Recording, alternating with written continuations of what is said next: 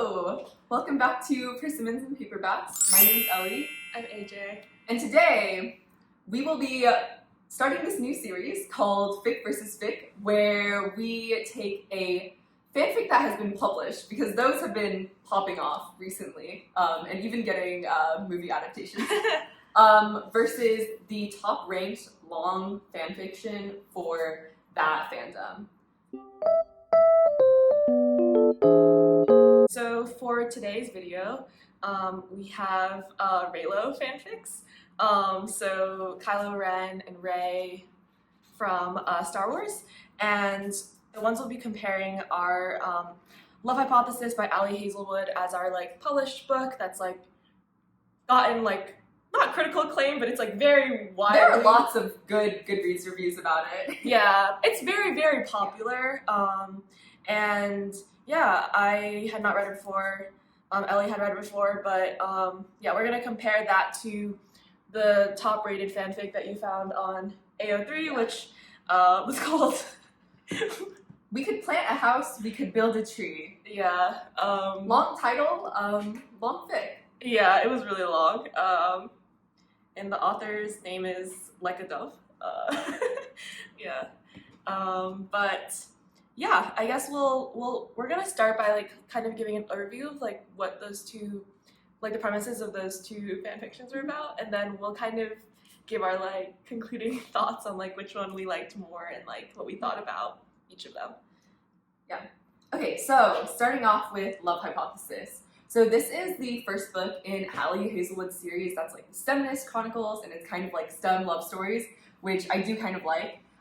Basically, it follows this PhD candidate at Olive at Stanford and her romance with this professor, not of her lab, but a professor named Adam. Who could have predicted? It's actually Adam Driver. Yeah, just Adam Carlson. Yeah, and so it's kind of like a fake dating to actual romance, academia type story.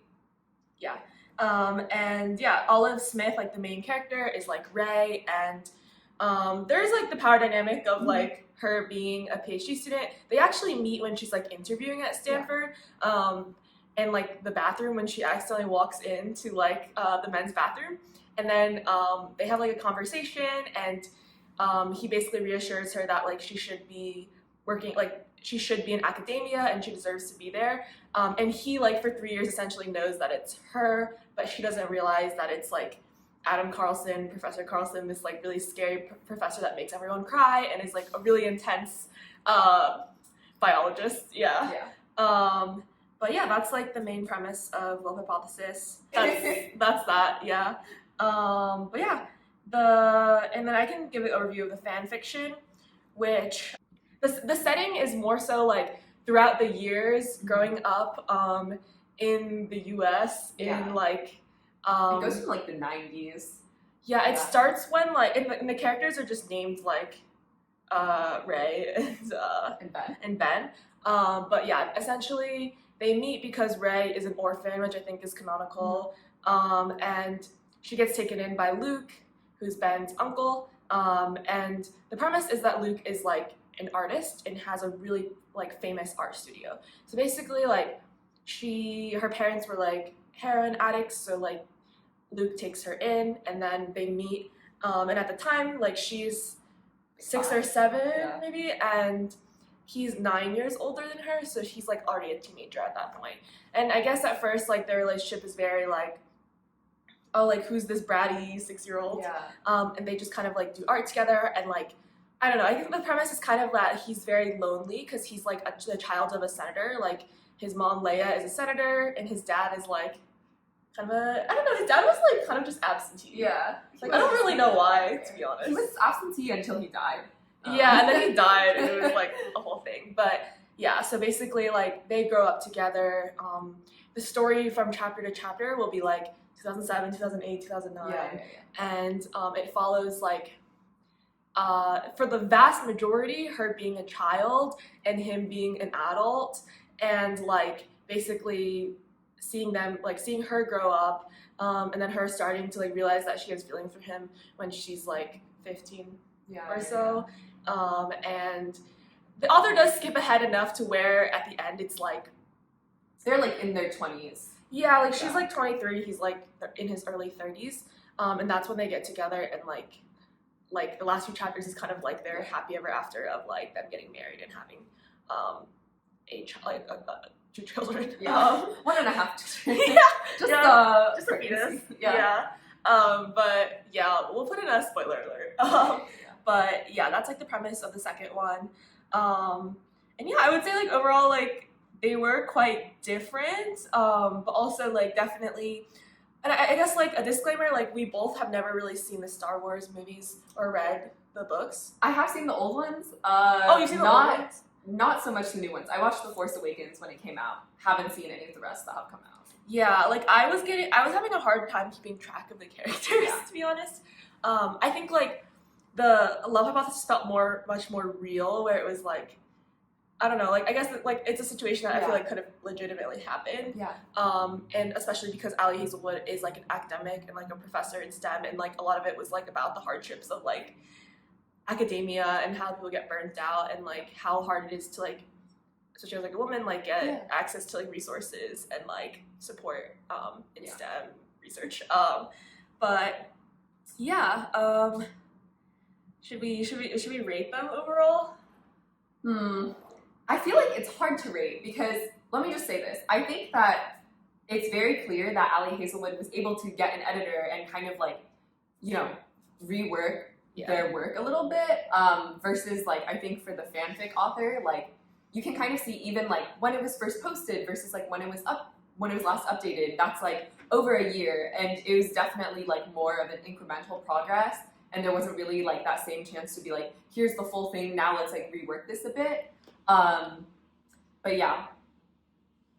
Yeah, I agree. I think it's really hard to compare the two. I think both were like, I think Love Hypothesis for me, like it was the first time I've read like a STEM romance, and I don't think I would have naturally gravitated towards it because it's like in a setting that I feel like is not super interesting to me. But I think like it definitely did a good job of like speaking to the author's background of like being in that environment. Whereas like the second one felt like more like a general fan fiction of like themes and things that I've seen a lot. So like I think they were definitely really different. It's hard to compare them because Ali Hazelwood has so many more resources and like access to like editing and all these other things that Ellie mentioned. But I think there are definitely strengths to both though. And I think Love Hypothesis surprised me personally because I definitely enjoyed it more than I thought I would. I think it was just one of those things where like there were definitely for me like clear things that detracted from the book that made it so that it wasn't like a 5-star or even like a 4-star for me. It was more like a 3.5, 3.5, because there were like things I really liked and I thought it was like generally like cute. Like there wasn't anything like blatantly wrong, but also I think like maybe it was like more so aspect specific to the Raylo interactions. Like I think one of the main things was the fact that like the whole premise was based upon the fact that he's like huge and like oh my god, in both when they're like he's so large, he's so tall and broad, like he's just too proportionate. I think for the first one it kind of made zero sense because like this dude works on a lab Monday through Sunday. Yeah, he's like always working. Like he even talks about how like he got this like toxic work culture and like work attitude from his advisor who like never let anyone take a break, and I was like, hello? Like obviously there are people in academia who are jacked, but I doubt it's like if you're like all day like you're gonna be just like exactly like and like it's very much so like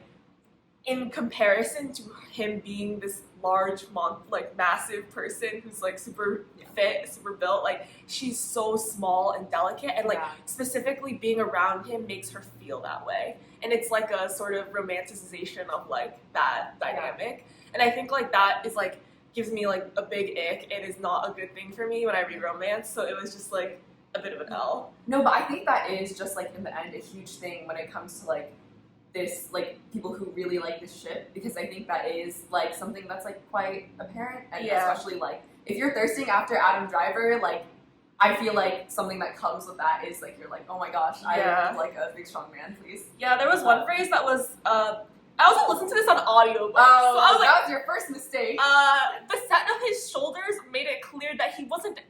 everyone. And I was like he's just in a crowd, and she's like, there are his shoulders. But I think there were some really nice elements. I think like the grumpy sunshine thing was cute. Yeah. I think like I think in both fanfics they had a clear overall like passion that they shared. Yeah. Like in the Love Hypothesis, it was that they shared a love for like research, and like she was like doing like pancreatic research because her like mom died of pancreatic cancer. So there was like a clear mission and like clear interest. I think for him it was like less clear why he was like obsessed. I think it was like a familial thing for him, but like they're like both obsessed with science, which is like fine. And in the fic, they were both obsessed with art. Like they were both grew up as artists in the studio and then ended up both working in like art. Him like writing and like drawing for like these like comics that were like kind of about them. based on them. Yeah. Which I actually thought I thought it was really cute. That was really cute. Yeah, that was really cute. And he then just was publishing all these comics while he was in prison. No, I was like, and she was like, it looks like me. The character looks like me, and I was like, it looks like her. Yeah. I will say, like, on the fanfic side, I do think the things that more gave me the ick about it were not as much things that are like specific to that relationship dynamic and that ship, as much as like there were just some things that like didn't really make sense to me, especially since there was like such a huge emphasis on their age gap. Like, because he's already a teenager when we meet Ray and she's like 5 to 7. Like some of the things don't make sense. Like I think in both books, like the Adam Driver Kylo Ren character is like very protective, and that's like, I think another thing that's very specific to this dynamic. But the way that he's protective when she's a child and he is like an adult for most of the story is like really weird. Like they bring up that like she's basically his sister like several times. There's like a random part where some like kids are like really racist to her friend. And then he like literally goes and like beats them up as an adult and like gets arrested for it. He like gets really mad about something and then like commits arson like very quickly after the event that like made him upset. And there were like a lot of things like that it was kind of like a little bit hard because like mentally they seemed to have the same maturity, and I would even say like maybe she was a little bit more mature, but she was like 15 and he was like 24 or older. And I think that kind of like gave me the ick a little bit more because I don't think they really focused on like having a huge, like there was definitely a power dynamic, but it wasn't as much of like the age gap power dynamic. And I think also like, I don't know, like I don't like how much they focused on her like growing up. Like she was like 15, she was like a child for like maybe like 3/4 of the fanfic. And I think that it just made me a little bit uncomfortable because like I knew that they would end up together, and it was like kind of her being like obsessed with this man like as a child. I don't know, it was just a little much for me. And like one of the tags was like, it's not cradle robbing if it's when you're a huge baby too. So it was like, I think exactly. It is cradle robbing. I don't think I understood what it meant until you said that, in the sense that like it's true that he was really immature emotionally. But no, it was cradle robbing. I think that was the biggest problem because like Ellie was saying, like, have you seen like the Fosters? Yes, I have. Okay, like the Brandon Callie thing where it's like people. I think a lot of times fan fiction's like, well, I don't know. This is my first fan fiction that I've like actually read. But like they cover a lot of like romance will cover like a lot of romance books will cover like taboo topics. So like step siblings, or just like in this situation like they're raised as literal siblings, but they develop like there's a clear indication that romance is going to bloom. So it's like from a young age she's like pretty infatuated with him. But it just makes me so uncomfortable because like whenever things would come up, I would literally be like jail. Like there's one part where like the sentence goes, she gives Ben a toothy grin, and if he's charmed by her missing front tooth, he doesn't show it. And I was like jail. Like in what universe is that cute? Like holy fuck, I was like literally trying to just bleach my eyes. But like, yeah, I think that was like really weird that they made it like that way. I think like the trope that was clear in like Raylo as a whole for me was like the fact that like he's very like reclusive and he's like, and it's like she's very much like the exception, right? Which like makes it so that like he's like he has huge anger management issues. He can't socialize, but only around her is he able to like be like a normal person who like cares about someone. Yeah, and I think that's true of a lot of those ships that get popular where like the dude is like clearly a villain. Because I think when people started getting really into Raylo, like there wasn't any like, I know that I haven't watched the rest of the new movies, but I know like there is like a kiss and stuff. But like in the first movie, he was clearly a villain. Like, spoiler alert, but like he kills his own dad. Like there's no redeeming factor there. And I think like people were kind of like this when like Harry Potter was still coming out and like people were like, Draco and Hermione. Like he doesn't really have any redeeming qualities for a really long time. Like he also has no personality. Yeah. Like neither of the like Bens I feel like have personalities. Oh, they don't. They for sure don't. And I think that in general that's the problem with like these fan fiction adaptations because the characters feel like caricatures almost. Yeah. And I think especially like for Kylo Ren's character in these stories. That's actually something that I was going to talk about because I almost feel like in the fanfic there was like, because you're the one who's seeking this out and finding it, there's like kind of an assumption that like base level you kind of know what these characters are like versus like in books you don't necessarily know that, and so you have to show a little bit of more of what the character is like in order for people to like get it and enjoy it. Yeah. But there's like a presumption in this case that you're obsessed with like Raylo. Yeah, that's true. Yeah, okay. So I think in general we would agree that the writing is better in Love Hypothesis. Yeah, I think the writing is better. There was only like one better. Smut scene in Love Hypothesis, but I think that the smut scene in the fan fiction was a little vile. When I tell you, I had to quit reading the fan fiction. Like, okay, I literally wrote notes about this. The smut was just not giving, like, a lot of it was like they were also sweaty. And they were sweating and crying and like they went to the gym together for hours and then they like went to Target. I was like, no, and like, okay. Yeah, it was really weird. I don't know, like I think some people would be into it, but I think personally, like I feel like it was really weird. It was giving unsanitary. And also a lot of it was like her being really uncomfortable about her body and then being like, he's so proportionate, he's so big. Which again, like we've already mentioned. She kept saying he was proportionate. Yeah, we've already mentioned that's something that like really gives us it. And so like I think it was kind of just like about that. Yeah. I think the build-up and Love Hypothesis was more there. Yeah. In the sense that like they had clearly like I don't know. I think I just couldn't get into the fan fiction because of the age gap, really. Yeah. And I think that was like the overall like problem. Yeah. I think like for me, I think if it was like a second chance romance, I think the first couple chapters should have been like about them as children or like them younger, and then the flash forward should have been the vast majority of the book. Agreed. Because I think when it's done right, like it's done in that way. No, I agree. Like I think childhood friends to lovers does work when it's like not focused on them as children, but focused on them as adults. Because like let's be real, like when you're like 5, like at least for most people, I don't think that you're like, this is the person I'm gonna end up marrying in like 20 years. And I think it also would have made the age gap like a little bit less uncomfy. Yeah, it would have made it less pure. It would make it a little more pure and like less like just creepy. I don't know. I think in terms of like the plot, I think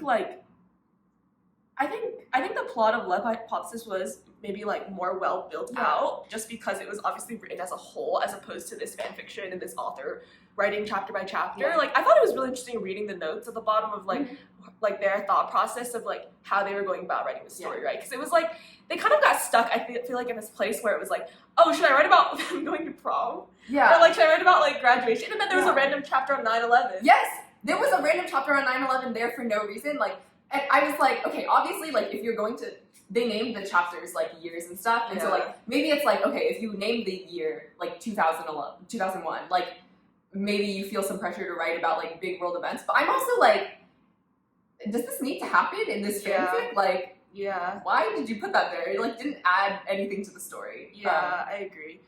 I think I think romance-wise, like, Yeah. both were not like amazing, but I think Love Hypothesis was better. Yeah, the fanfic was definitely more cringy just because it had a lot of like fan service moments. I feel like as well that were just like literal like jailbait, like, and just like swooning over like his bulge or like things where it's like, ew. Yeah, no, it was a little bit weird. It was like, I don't know, like sometimes I'm like, are people into this because they think that they would be good together, or are they just like really thirsty for Adam Driver? Like incredibly thirsty for Adam Driver. Yeah. Yeah, I don't know.